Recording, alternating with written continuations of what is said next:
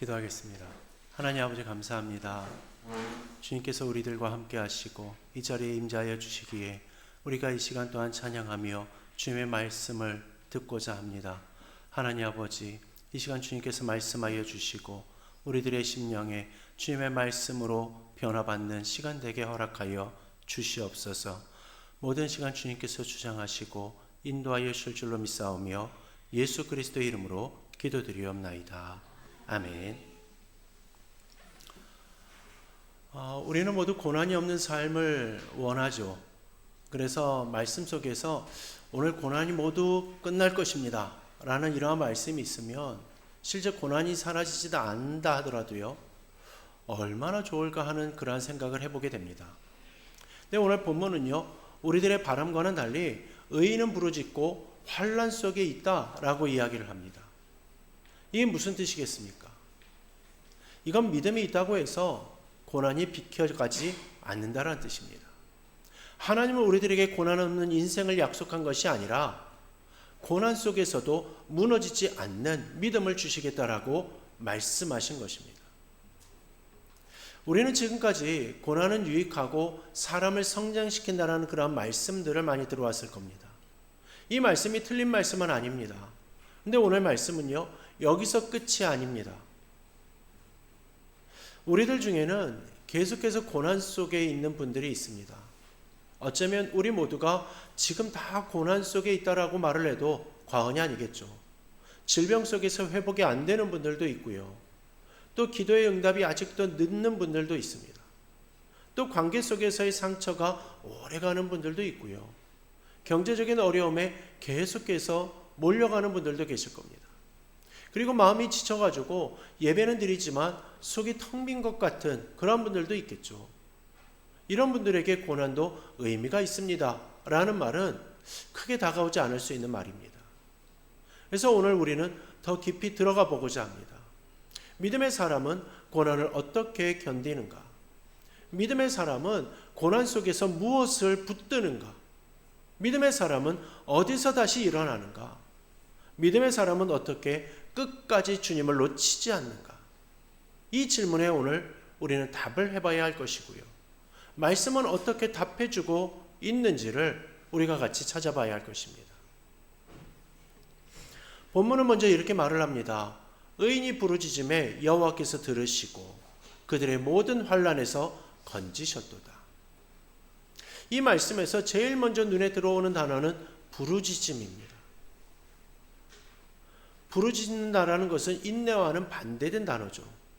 그래서 오늘 본문에서 첫째로 말씀하는 믿음은 버티는 힘이 아니고 먼저 하나님께 부르짖는 방향인 겁니다.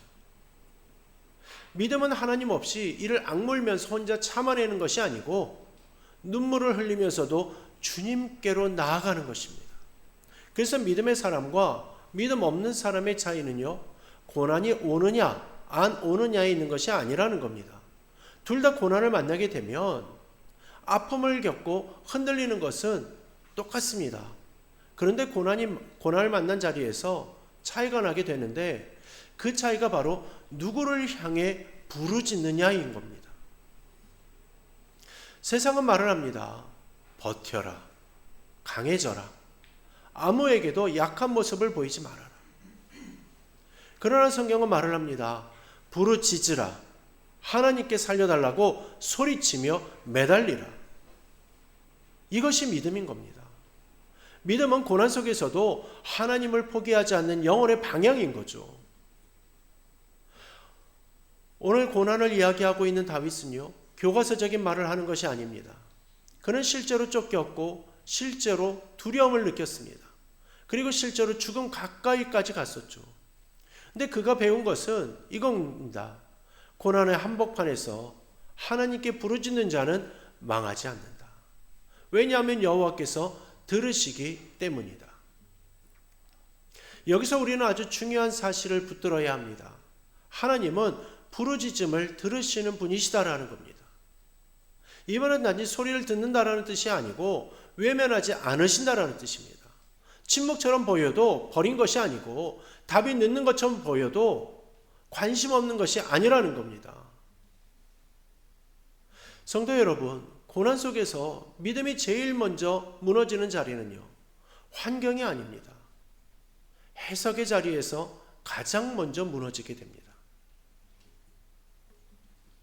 하나님이 나의 소리를 듣지 않으신다라는 그 해석, 하나님이 나를 버리셨다라는 해석, 하나님은 저 사람만 사랑하신다라는 해석, 그것 때문이라는 거죠. 바로 그 해석이 우리들의 영혼을 무너뜨린다라는 겁니다. 그러나 오늘 시편은요, 그 거짓 해석을 깨트립니다. 의인이 부르짖음에 여호와께서 들으신다. 이 말씀은요, 감정적 호소가 아니라 진리의 말씀입니다. 내 마음이 들린다고 그런 느껴지든 느껴지지 않든 하나님은 듣고 계신다라는 겁니다. 내 상황이 즉시 바뀌든 그대로이든 하나님은 나의 부르짖음을 듣고 계신다라는 거죠. 그러기에 하나님께서 들으신다라는 사실을 믿는 사람은 고난의 순간에 입을 다무지 않고요, 기도를 멈추지 않는 겁니다. 또한 예배를 끊지 않는 하나님 앞에 무릎 꿇는 일을 포기하지 않는 거죠. 우리 사랑하는 성도 여러분, 지금 여러분의 고난이 오래 지속되고 있으십니까? 그렇다면 더 크게 기도하십시오. 더 깊이 부르짖고 더 자주 하나님 앞에 엎드리십시오. 고난이 길어진다는 것은 기도를 접으라는 신호가 아니라 더 하나님께 가까이 가라는 부르심인 겁니다. 2015년 2월 15일 날요, 리비아 해변에서 21명의 콥트 그리스도인들이 이슬람 국가 조직원들에게 살해를 당했습니다. 그들은 신학자도 아니었고 종교 지도자나 권력자도 아니었습니다. 그저 가난하고 힘없는 노동자들이었을 뿐이었습니다. 그러나 그들이 죽음의 자리에서 나온 말은 주 예수님이셨습니다. 그들의 마지막 순간은 공포보다 믿음이 더 컸던 겁니다. 더 놀라운 것은요, 남겨진 가족들의 반응이었습니다. 형제를 잃은 가족은 절망만 말을 하지 않았고요, 오히려 그들의 입에서 나온 말은 믿음의 고백이었습니다. 자기 형제들의 죽음 속에서 그리스도의 이름이 드러난 것을 보고 믿음이 더 강해졌다라고 증언을 하는 겁니다. 여러분, 이것이 무엇입니까? 고난이 끝났기 때문에 믿음이 선 것이 아니라는 겁니다. 오히려 죽음의 벼랑 끝에서 그들은 자기 목숨보다 예수님의 이름을 더 크게 여기는, 더 귀하게 여기는 믿음을 보여줬던 겁니다. 근데 우리들의 믿음은 어떠냐는 겁니다. 우리들의 믿음은 편안함만을 조건으로 삼고 있지는 않습니까? 우리는 기도할 때는 힘들 때는 기도할 여유가 없다라고 이유를 대면서 기도하지 않습니다. 또 평안해지면 기도의 이유를 찾지 못해서 기도를 잊어버립니다.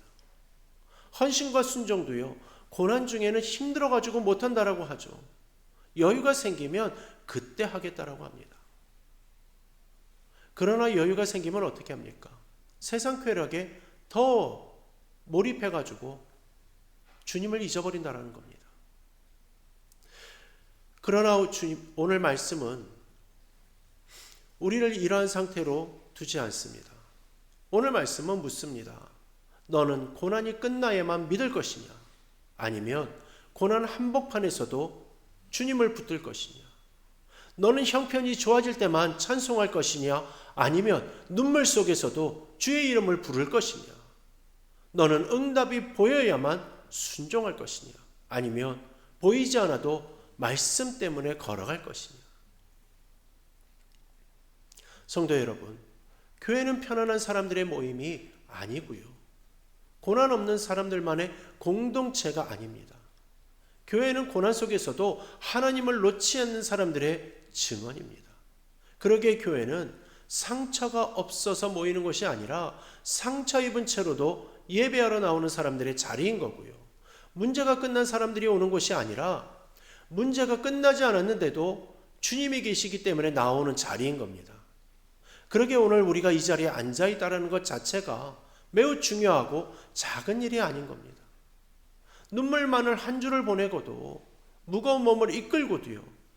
답답한 마음을 안고도 그래도 예배 자리에 나왔다라는 것은 하나님께서 이미 여러분 안에서 믿음을 붙들고 계신다라는 증거인 겁니다. 그러나 여기서 멈추면 안 되겠죠. 예배당까지 오는 믿음에서 하나님께 매달리는 믿음으로 나아가야 하는 것이고요. 주일만 버티는 신앙에서 월요일에도 부르짖는 신앙으로 나아가야 하는 겁니다. 또한 입술의 신앙에서 무릎의 신앙으로 나아가야 한다라는 거죠. 본문은 부르짖는 의인을 하나님은 들으신다라고 했습니다. 그러니 성도 여러분, 부르짖으십시오. 기도가 약해졌다라면 다시금 하나님께 부르짖으며 말하는 시간을 되찾으십시오. 사람이 하는 위로의 한마디만 듣고자 구해서는 안 됩니다. 하나님이 없는 그저 좋은 생각만으로 외면하라고 해서도 안 되는 겁니다. 하나님께 직접 부르짖어야만 하는 겁니다. 믿음은 눈물이 없는 상태가 아니라 눈물 속에서 하나님을 찾는 선택입니다. 믿음은 아픔이 끝난 다음에 생기는 것이 아니라 아픔 가운데서도 하나님께 나아갈 때에 더 분명해지는 것이다라는 겁니다. 그러게 오늘 이 예배에서 우리 안에 있는 체면의 신앙을 무너뜨리기를 바랍니다.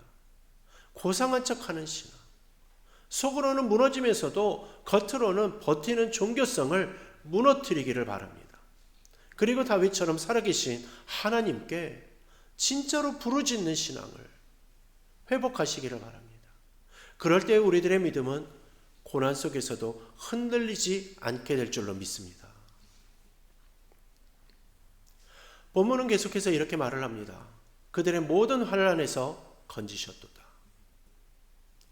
많은 사람들이 이 말씀을 이렇게 받아들입니다. 하나님이 건지시나라면 지금 당장 해결되어야 하고 또 기도하면 바로 풀려야 하는 것 아니냐라고 말이죠. 믿음이 있으면 문제는 빠르게 사라져야 하는 것 아니냐라고 기대를 한다라는 겁니다. 그러나 성경은 그렇게 단순하게 말씀하지 않습니다. 본문은 건지셨다라고 말을 하지만 그 건짐의 방식과 시간은 하나님께 있습니다. 여러분, 건짐은 언제나 즉시의 해결을 의미하지 않고요. 고난의 제거를 의미하지도 않습니다. 오히려 성경 전체를 보면 하나님은 고난을 통과하게 하시면서 건지시는 경우가 더 많습니다. 불과 물속에서 또 광야를 지나게 하시면서 건지시고 십자가를 통과하게 하시면서 구원을 완성시키신다라는 겁니다. 이것을 우리가 반드시 붙들어야 할 진리라 우리가 마음속에 새겨야 할 것입니다. 하나님의 건짐은 고난을 없애는 방식보다 고난 속에서 무너지지 않게 붙드는 방식으로 더 많이 나타냅니다. 그래서 믿음이 약한 사람은 상황이 그대로이면 하나님이 일하지 않는다라고 생각을 합니다. 그러나 믿음이 깊어질수록 상황이 그대로인데도 내가 무너지지 않고 있다는 사실에서 하나님의 손길을 보게 되는 겁니다. 지금 여러분들의 삶을 돌아보십시오. 문제가 그대로이십니까? 상황이 여전히 어렵습니까? 기도했는데도 아직 길이 보이지 않습니까? 그렇다면 이렇게 질문해야 합니다. 문제가 그대로인데도 내가 완전히 무너지지 않는 이유는 무엇인가? 포기하지 않고 여기까지 온 힘은 어디에서 온 것인가? 왜 아직 하나님은 떠나지 않는가? 그 질문의 답이 바로 하나님의 건지심인 겁니다. 이 진리를 실제 삶으로 증명한 사람이 있습니다.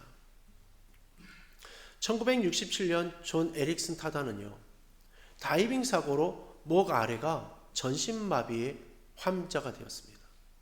그때 그녀의 나이는 17세였습니다. 그날 이후에 그녀의 삶은 완전히 바뀌었었습니다. 그녀는 완전히 움직일 수도 없고요, 더 이상 스스로 뭔가 하나 할 수도 없었습니다. 수십 년 동안 그 상태는 바뀌지 않았습니다. 기도했다고 해가지고요, 몸에 조금이라도 회복이 있었던 것도 아니었고요, 믿음이 있었다고 해가지고 그 장애가 사라지지도 않았습니다. 사고 초기에는요, 심각한 우울증을 겪고 죽음까지도 생각을 했었답니다. 그러나 계속된 믿음 생활 가운데에서 하나님을 향해서 왜 나에게 이러한 일이? 라는 질문에서요, 이 상황 속에서 하나님은 무엇을 하시는가? 이것으로 방향이 바뀌었답니다. 그래서 이렇게 고백하게 되었습니다. 하나님이 나를 고치지 않으셨지만 하나님은 나를 버리지 않으셨다. 하나님이 내 몸을 일으켜 주지 않으셨지만 하나님은 내 영혼을 붙들어 주셨다. 이 고난이 없었다라면 나는 하나님을 이렇게 깊이 알지 못했을 것이다. 여러분, 지금 고난을 미화하는 것이 아닙니다. 핵심은 이겁니다. 고난이 끝나지 않았는데도 믿음이 무너지지 않았다라는 사실입니다. 여러분, 우리는 건짐을 너무나 얕게 생각하는 것이 문제입니다. 문제가 사라지고 고통이 없어지고 상황이 좋아지면 건짐이다라고 생각을 한다는 겁니다. 그러나 성경은 문제가 있어도 하나님을 놓지 않으면 그것이 바로 건짐이라 말을 합니다. 고통 속에서도 믿음이 살아있으면 건짐이다라는 거고요. 상황이 그대로인데도 하나님께 나아가면 그것이 건짐이라는 겁니다. 그래서 본문은 단호하게 말을 합니다. 그들의 모든 환난에서 건지셨도다. 여러분, 지금 여러분들의 삶이 아직 끝나지 않은 문제로 인해서 신앙이 흔들리고 있으십니까? 그렇다면 오늘 반드시 결단해야 합니다. 문제가 해결되어야 하나님을 믿겠다라는 생각을 버려야 하고요. 상황이 좋아져야 헌신하겠다라는 계산도 내려놓아야 합니다. 믿음은 조건이 아닙니다. 믿음은 선택입니다. 그러게 오늘 이 자리에서 여러분들 모두가 선택하셨으면 좋겠습니다. 상황과 상관없이 하나님을 붙들겠다라고, 응답이 늦어져도 기도를 멈추지 않겠다고, 이해되지 않아도 말씀을 따라 가겠다라고 선택하셔야 하는 겁니다. 고난은 우리의 신앙을 시험하지만요, 동시에 내가 진짜 무엇을 붙들고 있는지를 드러냅니다. 편안할 때는 다 믿는 것처럼 보입니다. 그러나 고난이 오면 드러납니다. 내가 하나님을 믿고 있었는지 아니면 형편을 믿고 있었는지, 하나님인지 아니면 상황인지. 고난이 길어질수록요, 이 질문은 더욱더 선명해집니다. 그리고 하나님은 그 자리에서 우리를 더 깊은 믿음으로 초대하십니다. 문제가 끝나지 않으셨습니까? 그래도 하나님께 나아가십시오. 기도에도 아직 변화가 없으십니까? 그래도 무릎을 꿇으십시오. 말씀이 잘 안 들어오십니까? 그래도 성경을 펼치십시오. 이것이 고난 속에서도 무너지지 않는 믿음인 줄로 믿습니다. 본문은 마지막으로 이렇게 선언합니다. 여호와는 마음이 상한 자에게 가까이 하시고 충심으로 통회하는 자를 구원하시는도다. 고난이 길고 짧은 것보다 더 중요한 것은 그 고난 속에서 우리들의 마음이 어디에 있느냐입니다. 여러분, 잘 생각해 보십시오. 사람은 고난 때문에 무너지지 않습니다. 고난 속에서 하나님과 멀어질 때 무너지는 겁니다. 고난 자체가 사람을 깨트리는 것이 아니라 하나님 없는 고난이 사람을 무너뜨리는 것이다라는 사실입니다. 그래서 오늘 말씀은 놀라운 반전을 보여줍니다. 하나님은 강하고 모든 것이 잘 되는 사람, 또 믿음이 완벽한 사람하고만 가까이 하신다라고 말씀하시는 것이 아닙니다. 하나님은 마음이 상한 자에게 가까이 계신다라고 말씀하십니다. 또한 하나님은 통회하는 심령을 외면하지 않으신다라고 말씀하십니다. 이 말씀은 무슨 뜻입니까? 고난 속에서 무너진 그 자리, 눈물이 쏟아지는 그 자리, 더 이상 버틸 힘이 없는 그 자리, 바로 그 자리가 하나님을 가장 가까이 만날 수 있는 자리라는 겁니다. 여러분, 이게 은혜인 줄로 믿습니다. 우리는 점점 강해지고 괜찮아져야 하나님께 나아갈 수 있다라고 생각을 합니다. 정리되어야 기도할 수 있다라고 그렇게 생각을 하죠. 그러나 하나님은 그 반대로 말씀하십니다. 무너진 채로, 상한 마음 그대로 눈물이 있는 그대로 오라고 말씀하십니다. 그리고 그 자리에서 하나님은 우리를 다시금 붙드십니다.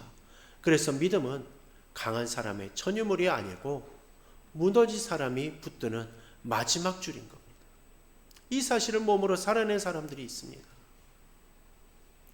2021년 1월 11일 날 파키스탄에서 기독교인 노동자들이 신앙 때문에 지속적인 박해와 차별을 받는 현실이 국제 기독 언론에 보도되었습니다. 그들은 낮은 임금과 또 열악한 환경 속에서 일하면서도요, 신앙 때문에 더욱더 힘든 자리로 내몰렸었습니다. 그들 가운데 한 성도의 고백이 소개되었습니다. 삶은 여전히 어렵고 상황은 여전히 변하지 않았지만 예배는 포기할 수가 없고 기도는 멈출 수 없다라고 그는 고백을 했습니다.